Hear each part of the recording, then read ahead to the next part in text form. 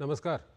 हमारे इस विशेष समाचार बुलेटिन में आपका स्वागत है। मैं हूं चंद्रशेखर जोशी और मेरे साथ हैं मेरे सहयोगी शरद। तो आइए शुरुआत करते हैं और सबसे पहले देखते हैं इस वक्त की सुर्खियां।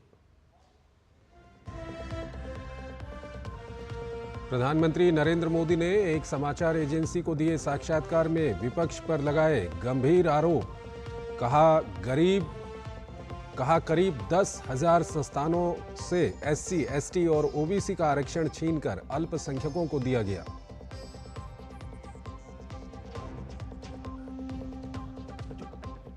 प्रधानमंत्री ने झारखंड के दुमका और पश्चिम बंगाल के बारासात में जनसभा को किया संबोधित।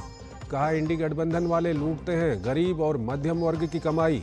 भ्रष्टाचारियों की काले धन की गंदी कमाई का निकालूंगा एक्सरे।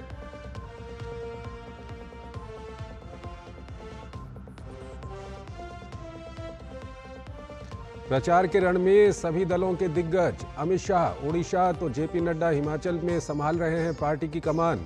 वाराणसी में राहुल गांधी और अखिलेश यादव की संयुक्त रैली। प्रियंका गांधी ने हिमाचल के हमीरपुर में किया रोड शो। कांग्रेस नेता मल्लिकार्जुन खड़गे ओडिशा में, तेजस्वी यादव भी बिहार में डटे।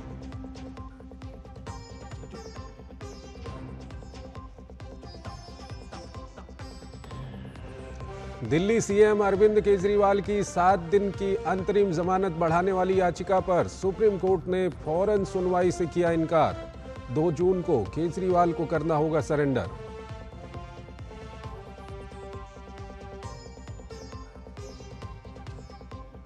चक्रवात रेमल ने मचाई तबाही। मिजोरम के आइजोल में पत्थर की खदान ढह जाने से 7 लोगों की मौत। मणिपुर और असम के कई इलाकों में लगातार हो रही बारिश ने बढ़ाई मुश्किलें।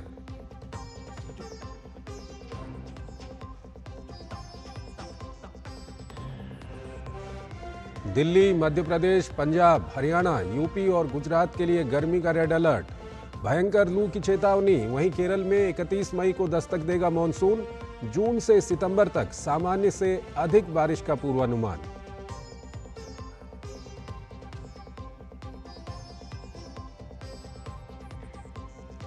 और स्वतंत्रता सेनानी वीर सावरकर की जयंती आज। संसद भवन परिसर में दी गई पुष्पांजलि। प्रधानमंत्री मोदी ने किया नमन। कहा उनके साहस और संकल्प शक्ति की कहानी आज भी देती है प्रेरणा।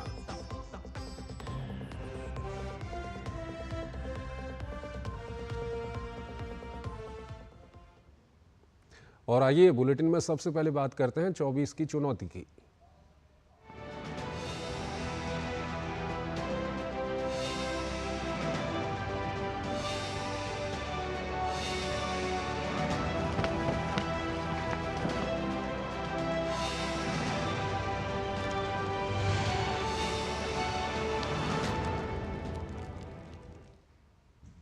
प्रधानमंत्री ने पश्चिम बंगाल के बारासात में चुनावी जनसभा को संबोधित किया। उन्होंने राज्य की टीएमसी सरकार और इंडी गठबंधन पर निशाना साधते हुए कहा कि इन्हें जनता के विकास से कोई मतलब नहीं है। इनकी प्राथमिकता केवल वोट बैंक के लिए तुष्टीकरण है। टीएमसी और इंडी गठबंधन को आपके विकास से कोई मतलब नहीं है। इनकी सबसे बड़ी प्राथमिकता है अपने वोट बैंक का तुष्टीकरण। देश में संविधान संविधान संविधान, तानाशाही तानाशाही तानाशाही, ये रात दिन चिल्लाने वालों की जमात, ये जो जमात है ना, वो पश्चिम बंगाल में क्या हो रहा है जरा यहां आकर देखो, आपकी बोलती बंद हो जाएगी। बंगाल में टीएमसी ने ओबीसी को जो धोखा दिया, उसकी कलाई कोर्ट ने खोल दी है। कलकत्ता हाई कोर्ट ने कहा है कि 77 मुसलमान जातियों को ओबीसी घोषित करना ये गैर कानूनी है, असंवैधानिक है, संविधान के खिलाफ है। यानी टीएमसी ने लाखों ओबीसी नौजवानों का जो हक मिला था उनको संविधान ने दिया था, बाबा साहब आंबेडकर ने दिया था, देश की पार्लियामेंट ने दिया था, वो ओबीसी का जो हक था रातों रात ये वोट जिहाद वालों को मदद करने के लिए इन्होंने लूट लिया है। वहीं झारखंड के दुमका में प्रधानमंत्री ने चुनावी जनसभा को संबोधित किया। उन्होंने कहा कि विपक्षी इंडी गठबंधन का मकसद सिर्फ देश को लूटना है, भ्रष्टाचार फैलाना है, घोटाला करना है। प्रधानमंत्री ने विश्वास जताया कि 4 जून के बाद जब दोबारा सरकार बने उसके बाद भ्रष्टाचारियों के खिलाफ कार्रवाई और तेज होगी। जेएमएम और कांग्रेस झारखंड को हर तरह से लूट रहे हैं। आप देखिए, यहां इतने खूबसूरत पहाड़ है, लेकिन झारखंड की चर्चा ये खूबसूरत पहाड़ों से नहीं हो रही है। झारखंड की चर्चा नोटों के पहाड़ के लिए हो रही है। कहीं नोटों का पहाड़ 19 करोड़, कहीं नोटों का पहाड़ 35 करोड़, कहीं नोटों का पहाड़ 300 करोड़। भाई बहन, मैं आपको बताता हूं, मैं तो प्रधानमंत्री हूं ना, 13 साल मुख्यमंत्री रहा था, लेकिन मैंने अपनी आंखों से नोटों का पहाड़ कभी देखा नहीं है। पहली बार टीवी पे देखा। ये कितने बड़े मगरमच्छ है, आप देखिए। जेएमएम कांग्रेस वालों के यहां नोटों के पहाड़ पकड़े जा रहे हैं। ये पैसा कहां से आ रहा है? ये पैसा आ रहा है शराब के घोटाले से। ये पैसा आ रहा है करोड़ों रुपयों के टेंडर के घोटाले से। ये पैसा आ रहा है खान, खनिज, खनन घोटाले से। अकेले साहिबगंज जिले में 1000 करोड़ के खनन घोटाले का पता लगा है।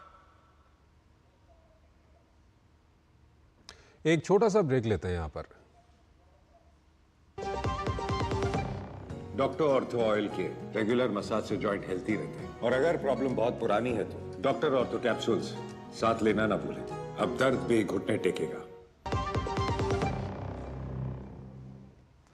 स्वागत है आपका ब्रेक के बाद, और आइए आपको सीधे लिए चलते हैं ओडिशा के नीमापाड़ा, जहां पर केंद्रीय गृह मंत्री अमित शाह एक सभा को संबोधित कर रहे हैं।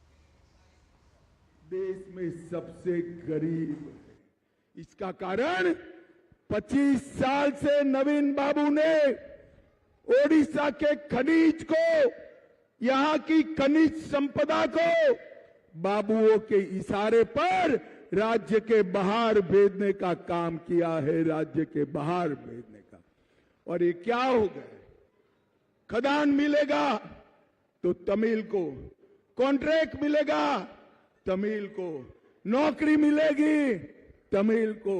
अरे नवीन बाबू, अगर ऐसा ही था तो आपने तमिलनाडु से चुनाव लड़ना चाहिए था, तमिलनाडु से चुनाव। भाइयों बहनों, पलायन केवल और केवल नरेंद्र मोदी ही रोक सकते। मैं आज आपको भारतीय जनता पार्टी का चुनाव एजेंडा बताने आया हूं। नवीन बाबू की सरकार में चीट फंड में ओडिया जनता का करोड़ों रुपया डूब गया। आज मैं कहकर जाता हूं, भाजपा सरकार बना दो, 18 महीने में चीट फंड की घोटाला करने वाले को जेल की सलाखों के पीछे डालने का काम भाजपा करेगी। और चीट फंड घोटाले का एक एक पैसा गरीबों को वापिस लौटाया जाएगा। भाइयों बहनों, पड़ोस में छत्तीसगढ़ में भाजपा सरकार है। वहां पर किसान को धान का हम 3100 रुपया देते हैं क्विंटल का। जरा जोर से बोलो, कितना देते हैं? 3100 रुपया। मैं आज कहकर जाता हूं, भाजपा सरकार बना दो, ओडिशा के हर किसान का एक किलो धान हम 3100 रुपया में खरीदने का काम भारतीय जनता पार्टी करेगी। इतनी सारी माताएं बहनें बैठी है, मैं आप सभी को कहने आया हूं, एक बार मोदी जी को वोट दो। ऊपर भी नीचे भी हर बहनों को 2 साल में 50,000 रुपये का cash voucher Bharatiya Janata party देगी। ये सुभद्रा योजना हर गरीब माता बहन को 50,000 रुपये की जीवन जरूरियात की चीजें खरीदाएगी। हम हर मछुआरे को 10,000 रुपये का वार्षिक भत्ता देंगे। 40 से 60 के बुनकर को 3,000 रुपया मासिक देंगे।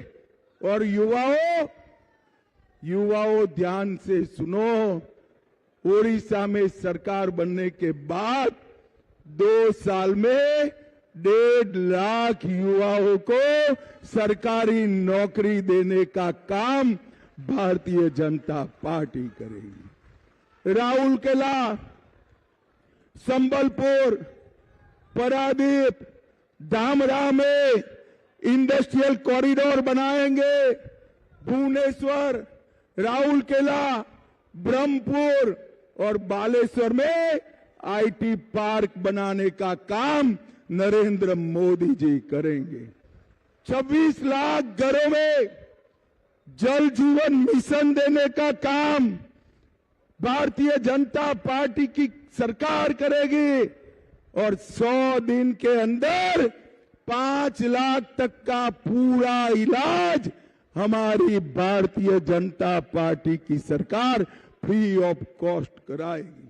भाइयों बहनों, ये नवीन बाबू की जो सरकार है, ये झोला साफ सरकार है। हर गरीब को मोदी जी 5 किलो अनाज देते हैं। 5 किलो अनाज हर गरीब को नरेंद्र मोदी बेचते हैं। नवीन बाबू क्या करते हैं? अनाज पर अपना झोला लगाकर गरीब को देते। अरे नवीन बाबू, झोले से पेट नहीं भरता, झोले की जगह इतना अनाज ज्यादा दे देते, चावल ज्यादा दे देते, गरीब आपका धन्यवाद करता। भाई, तो आप ओडिशा के नीमापाड़ा से केंद्रीय गृह मंत्री अमित शाह को सुन रहे थे। एक छोटा सा ब्रेक लेते हैं यहाँ पर। पता है इन्वेस्टर्स के लिए कि इन्वेस्टर प्रोटेक्शन फंड होता है IPF, लेकिन अगर तुम्हारा ट्रेड एक्सचेंज पर एग्जीक्यूट नहीं हुआ या फिर कोई गारंटीड रिटर्न्स वाली स्कीम है तो ये IPF आपकी मदद नहीं कर सकता है। और अगर आपका ब्रोकर ही डिफॉल्टर बन जाए तो फिर IPF आपको कॉम्पेंसेशन दिला सकता है। कहां से सीखा? NSE की साइट पर। सोचकर समझकर इन्वेस्ट कर। 3 करोड़ बहनों को लखपति दीदी बनाएंगे, ये है मोदी की गारंटी।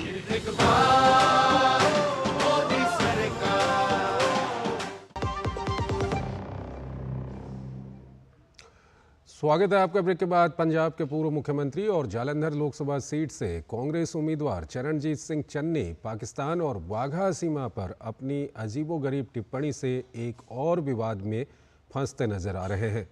चन्नी ने रविवार को चल रहे लोकसभा चुनाव के लिए प्रचार करते हुए दावा किया कि अगर केंद्र में कांग्रेस की सरकार बनी तो वो पाकिस्तानियों के लिए वाघा बॉर्डर खोल देंगे।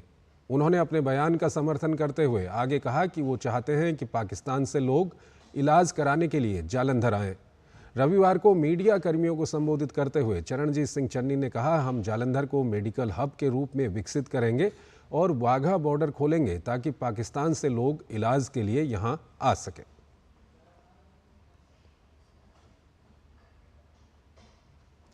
वरिष्ठ कांग्रेस नेता और पूर्व केंद्रीय मंत्री शशि थरूर ने भी रविवार को अमृतसर के व्यापारियों से वादा किया कि अगर केंद्र में कांग्रेस के नेतृत्व वाली इंडी गठबंधन की सरकार बनी तो अटारी वाघा सीमा के माध्यम से अंतर्राष्ट्रीय व्यापार पर भाजपा के नेतृत्व वाली एनडीए सरकार की नीति की समीक्षा की जाएगी। उन्होंने कहा कि पंजाब की अर्थव्यवस्था को बढ़ावा देने के लिए सीमा पार व्यापार को सामान्य किया जाएगा। इतना बड़ा ट्रेड नहीं था, 4200 करोड़ की ट्रेड था पाकिस्तान के साथ अमृतसर के थ्रू। कह रहे हैं कि बांग्लादेश में उससे 10 बार है, 45 करोड़ का ट्रेड आजकल चल रहा है वहां बांग्लादेश साइड पे। लेकिन अमृतसर का दिक्कत जब ये लोग समझाए, मैं ये जानता हूं क्योंकि जब मैं कमेटी का चेयरमैन था, गुरजीत सिंह औजला भी उसी बात कहा था कि आप आके देखिए वाघा में। उस जमाने में इतना रिस्ट्रिक्शन नहीं थे, फिर भी काफी स्लो चल रहा था ट्रेड। वो चाहता था कि हम आके देखें क्योंकि अमृतसर के बिजनेस लोग चाहते थे कि हम ट्रेड को बढ़ाएं। हमारे इरादा है कि ये सारे पॉलिसी रिव्यू हो जाए क्योंकि नई सरकार तो नई पॉलिसी ही बनाएंगे।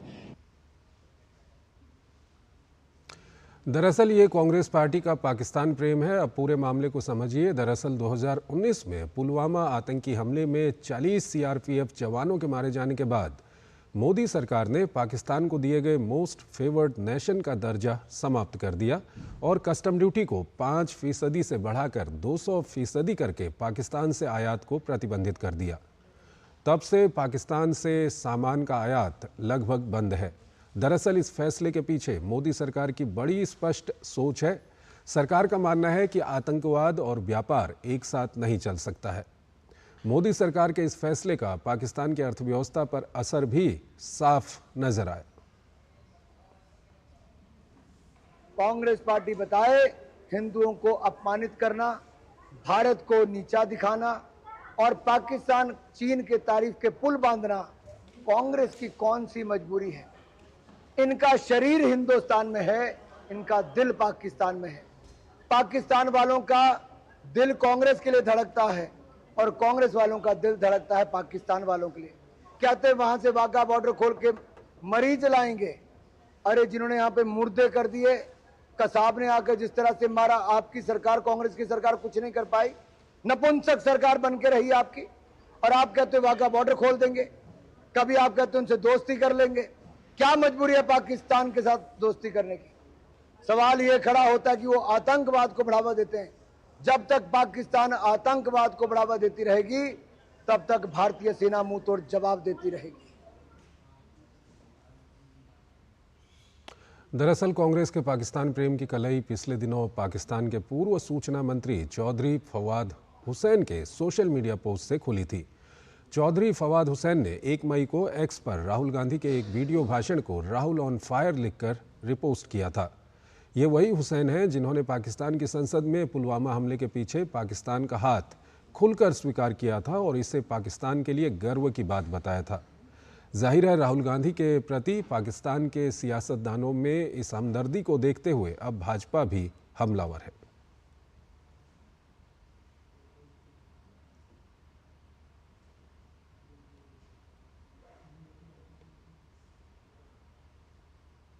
बिहार के पूर्व डिप्टी सीएम और आरजेडी नेता तेजस्वी यादव ने एक निजी चैनल के साथ इंटरव्यू के दौरान गलत बयानी की। तेजस्वी यादव ने साक्षात्कार के दौरान कहा कि मोदी सरकार ने कई सार्वजनिक उपक्रमों और यहां तक कि रेलवे को भी बेच दिया। इसी दौरान उन्होंने कहा कि दूरदर्शन को भी बेच दिया गया है। सरकार जैसे बेच रही है, रेल बेच दिया, सेल बेच दिया, भेल बेच दिया, LIC बेच दिया, दूरदर्शन, सब कुछ तो बचा गया। दूरदर्शन से जुड़े तेजस्वी यादव के दावे पर प्रसार भारती ने पुरजोर खंडन किया है और इसे बेबुनियाद बताया है। दरअसल संसद द्वारा पारित कानून के जरिए देश के लोक प्रसारक प्रसार भारती की स्थापना की गई थी। ये प्रसार भारती अधिनियम के तहत स्थापित एक वैधानिक स्वायत्त निकाय है। ये देश का लोक सेवा प्रसारक है। संसद के नए भवन को 1 वर्ष पूरा हो गया है। 28 मई 2023 को देश के प्रधानमंत्री नरेंद्र मोदी ने इस भवन का लोकार्पण किया था। आत्मनिर्भर भारत के प्रतीक संसद के नए भवन के 1 वर्ष पूरा होने के अवसर पर लोकसभा अध्यक्ष ओम बिरला से खास बातचीत की हमारे संवाददाता अमरेंद्र गुप्ता ने। हर देश की विकास यात्रा में कुछ ऐसे पल आते हैं जो इतिहास में अमिट छाप छोड़ जाते हैं, और कुछ तारीखें ऐसी होती हैं जो इतिहास में एक नई इबारत लिखती है। 28 मई 2023 ये वो तारीख थी जब दुनिया के सबसे बड़े लोकतंत्र को लोकतंत्र का एक नया मंदिर मिला, यानी भारत का आत्मनिर्भर संसद भवन। आज इस खास मौके पर जब लोकतंत्र के नए मंदिर को 1 साल हो गया, स्वयं लोकसभा अध्यक्ष हमारे साथ बातचीत करने के लिए मौजूद हैं। दुनिया के सबसे बड़े लोकतंत्र को एक नया लोकतंत्र का मंदिर मिला। प्रधानमंत्री जी का जो विजन था उसके अकॉर्डिंग इस मंदिर को सजाया गया, और इस पूरी प्रक्रिया में आप स्वयं साक्षी रहे। आज संसद के नए भवन बनने पर मैं माननीय प्रधानमंत्री जी का धन्यवाद देना चाहूँगा, जिनका विजनरी नेतृत्व था कि उनके नेतृत्व में ये 2 साल 7 महीने के अंदर आत्मनिर्भर संसद भवन बना।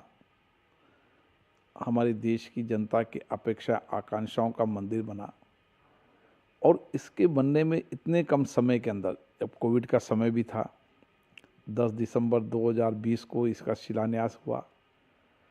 28 मई आज के दिन ही 1 वर्ष पहले इसका लोकार्पण हुआ। पवित्र संगोल की हमने स्थापना की, और इसी के साथ साथ इस नए संसद भवन के अंदर भी महत्वपूर्ण विधेयक भी पारित हुए, जो अपने आप में ऐतिहासिक है। आज लाखों लोगों ने इस नए संसद भवन को देखा है।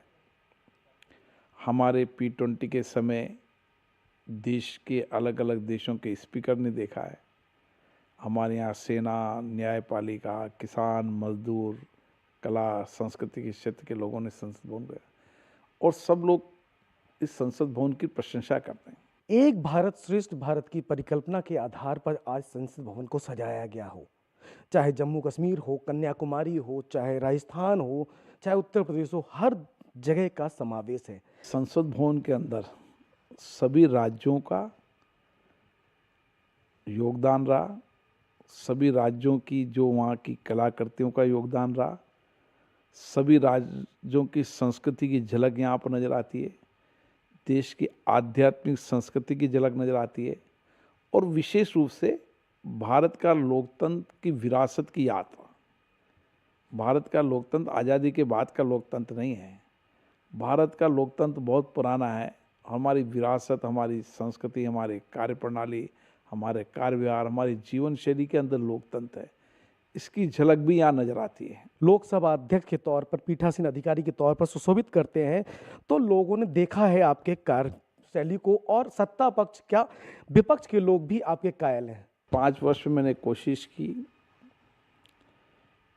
कि जो दायित्व मुझे मिला है मैं उसको ठीक से निभाऊं।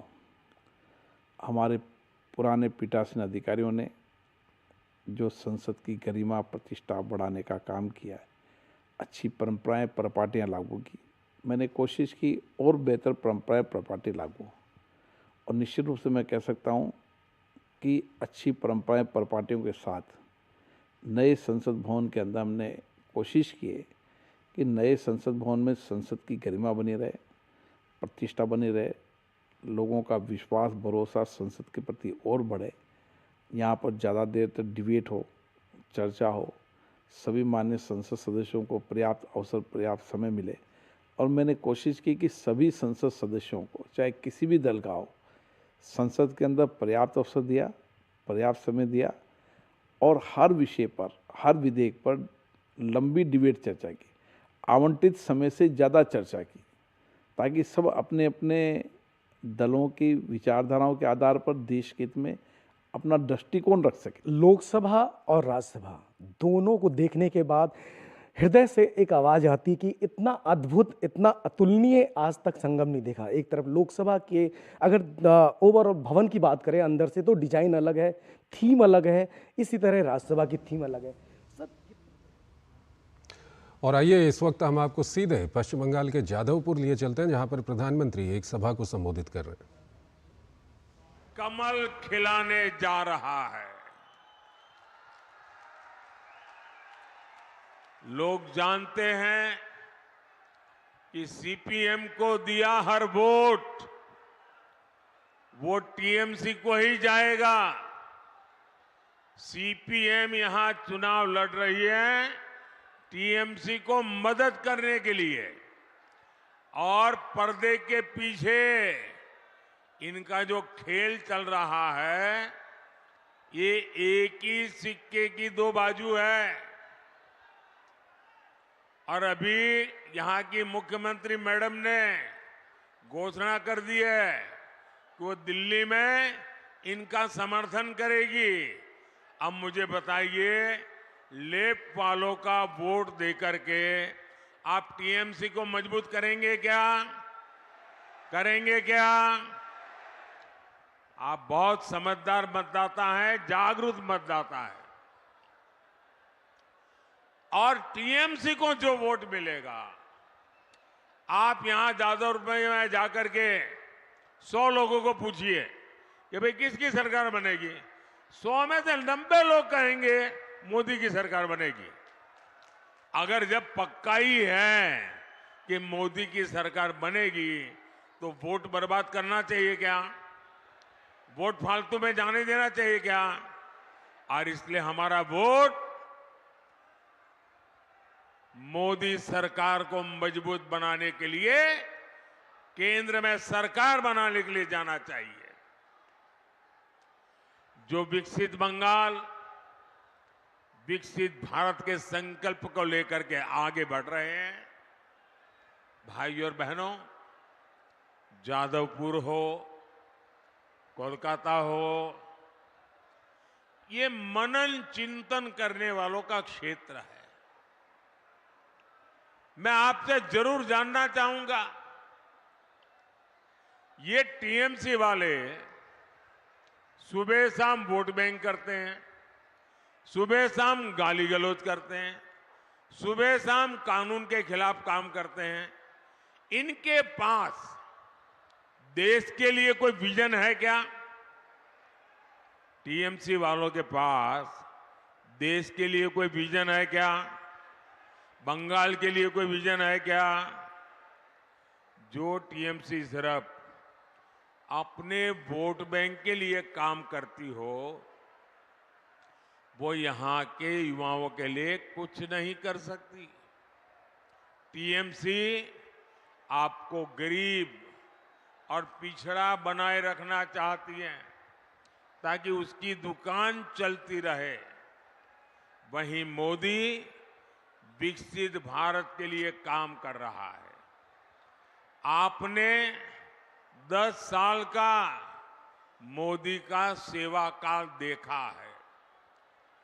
देश के नौजवानों के लिए अवसर हो, गरीब और मिडिल क्लास की सुविधा हो, इसके लिए 10 साल में अभूतपूर्व काम हुआ है। बीते 10 साल में हर दिन भारत में ये आंकड़ा जरा, ये ऐसी कॉन्स्टिट्यूएंसी है जहां ये आंकड़ा लोगों की आंखों खोलने वाला है। मैं आंकड़ा बोलता हूं, जरा सुनिए। आज 10 साल में क्या हुआ? मोदी को सेवा करने का मौका दिया तो क्या हुआ? भारत में डेली हर दिन 2 नए कॉलेज खुले हैं। ये छोटा काम नहीं है। भारत में हर हफ्ते एक नई यूनिवर्सिटी बनी है। हर साल 30 से ज्यादा मेडिकल कॉलेज बने हैं। 10 साल पहले ग्लोबल रैंकिंग में हमारे 4-5 इंस्टीट्यूट आते थे, आज दर्जनों इंस्टीट्यूट ग्लोबल रैंकिंग में भारत के नाम है। आज भारत दुनिया का तीसरा बड़ा स्टार्टअप इकोसिस्टम है। आने वाले 5 साल में हम भारत को ग्लोबल एजुकेशन, रिसर्च और स्किल डेवलपमेंट का हब बनाता देखेंगे।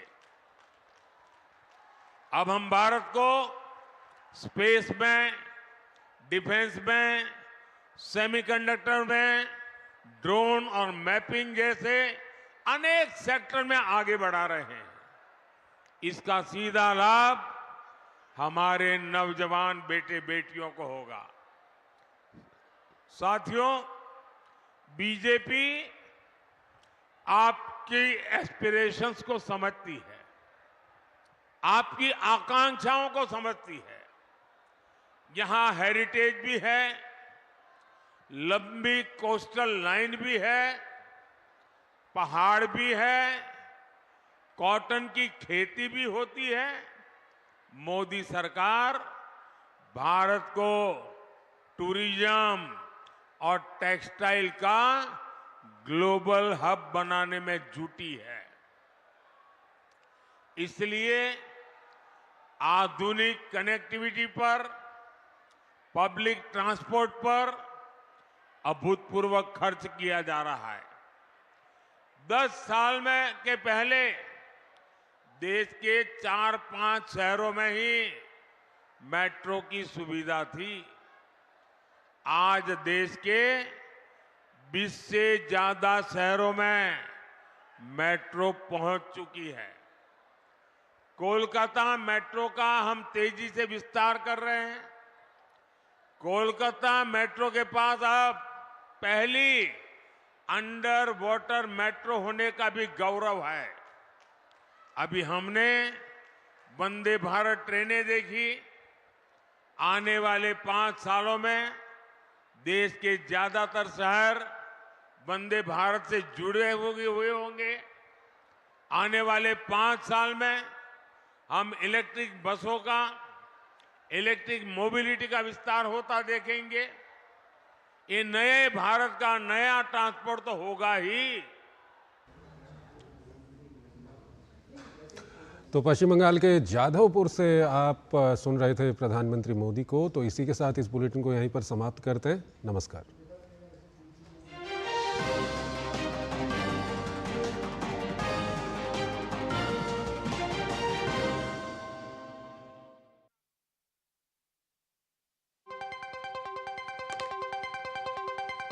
राजनीति की चाल से दुनिया के हाल तक, खेल के मैदान से